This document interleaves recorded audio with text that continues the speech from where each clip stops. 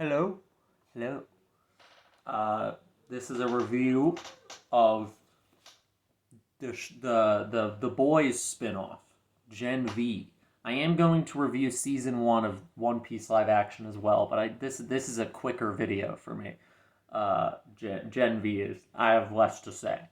So I'm doing this one first. Because I've reviewed the previous seasons of The Boys. If you don't know, The Boys is Amazon Prime Video's TV show where the superheroes are the bad guys, and there's people with, and it's like, it uses the superhero genre to it's like satire of the superhero genre that comments on like political stuff and social issues, all sorts of stuff like that. Gen V is the spin-off show that ended a couple weeks ago that is set at a university in the Boys universe that is dedicated to training supes, which is what they call people with superpowers, supes. And I think my reaction, and a lot of people's reaction, I think, to the existence of this show was why? The first instinct is why? Because the whole point of The Boys is that it's sort of lampooning these cinematic, superhero cinematic universes that are so common nowadays. And it's this very, very critical look at like superheroes and just the genre as a whole.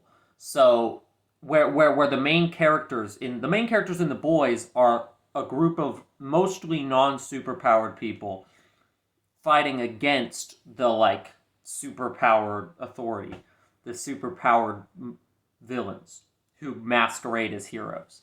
Homelander being the big one. So there was really going in to Gen V, and I don't know anybody, none of my friends who watch The Boys, I don't think have watched Gen V. So if you're somebody who's watched The Boys and you don't really want to watch Gen V, you don't feel like it's that essential, let me explain to you why it actually is worth watching and why it justified its own existence. Because when you think, okay, a spin-off show about superheroes in university, the main characters are superpowered, that kind of takes away from that underdog edge that The Boys has. It kind of feels more like standard superhero fare at that point, right? And I'd say that's true for a decent chunk of the show. There's what? I think there's either 6 or 8 episodes. I don't remember, and I'm not going to look it up. It's either 6 or 8 episodes, and within those episodes, I will say it starts out kind of slow. It's never bad, but it definitely starts out. It starts out at a level comparable to like the worst season of The Boys, which I think most people agree is season 2. It's the one I think is the worst. So that's still like very good, but it's not quite on the level of the main show. And I just sort of accepted that. I'm like watching week to week. I'm like, this doesn't take that much time to watch. Jeez, what the? It's still better than any of the Disney Plus Marvel shows. It's still, The Boys universe is compelling and well built up enough at this point that just something existing in it and with its same like sort of sardonic, sarcastic lens is going to appeal to fans of The Boys. But for those wondering what it takes to justify its existence, it's kind of hard to go into without spoiling a little bit. I'm going to try to be a little vague here. So basically, the show centers around, there's a main character, and her name's Marie, and her powers are blood bending, blood manipulation, which is a very unheroic, and the show comments on this, that it's a very not traditionally heroic, not super PR friendly power, like blood, gore, and she has a pretty tragic backstory that is sort of related to that power.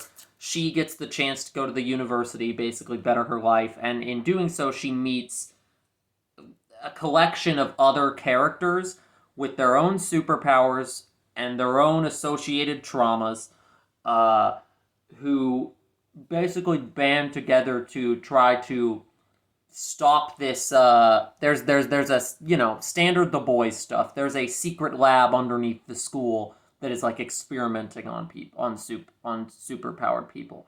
Basically, the premise of the worst Invincible episode, if you've seen that show, there's an episode where they go and do a college tour, and there's a secret guy under the college who's like scheming and concocting stuff. That episode sucks. This is like a good version of that premise. And so that's like the basic premise. There's a very much a mystery involved. And so you think from that premise that it's going to end with the team of characters going in, stopping the bad guys, saving the superheroes from the little prison, and that's that. And then episode around halfway through, things get twisty. Things go in ways you don't expect. A character, I'm gonna try to be vague here and not say which one, but a character that is a member of their group is revealed to have been manipulating them. And they all have to like figure out how to deal with that. And this character does end up helping them, but then they also end up complicating things. Essentially, in the last couple episodes, a schism forms between the main group of characters.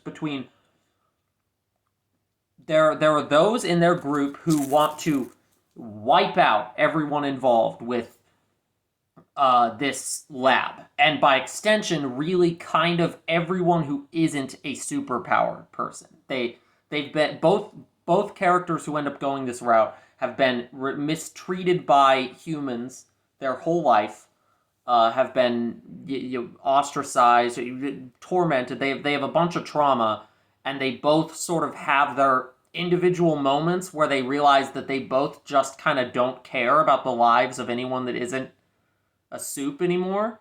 And then you have the other group of the other faction within the group of main characters who are like, wait a minute, no, this isn't right either. We shouldn't just be killing these people, even if they did like horrible things. There's a villain in the show that you realize is basically has the same motivations as Butcher from The Boys, but she, because of who the main characters are on this show, she is a villain. And basically how they handle her ends up being a jumping point, a watershed moment for the two groups schisming off. And so then the finale ends up being one group, the main group, trying to stop the other two people who are freeing the lab victims, but the lab victims are going on a rampage. And so it's like innocent people are dying, and suddenly the friends are having to fight each other. And it also did this really well. As the plot is building this kind of intensity, more and more characters from the main Boys series start to show up. Like, this is a big one that probably will be plot relevant at some point. Newman shows up, the senator lady from seasons 2 and 3, who's like actually the head popper, and it's revealed that she has the same power set as the main character of Gen V. They're both bloodbenders. She just knows how to use her powers way more than Marie, the main character, does. So then that, like, and she kind of wants to mentor her. There's also this element of a virus that can kill soups, which will certainly come up in The Boys. And there's some other elements. Ultimately, I left the final last 2 episodes feeling like, okay, you do kind of need to watch this for season 4 of The Boys. I'm sure you can, like, pick up on what's going on well enough, but this show, Gen V did way more to set the groundwork to make me excited about what was going to come next in The Boys than the actual season 3 of The Boys did. Because season 3 kind of had a problem.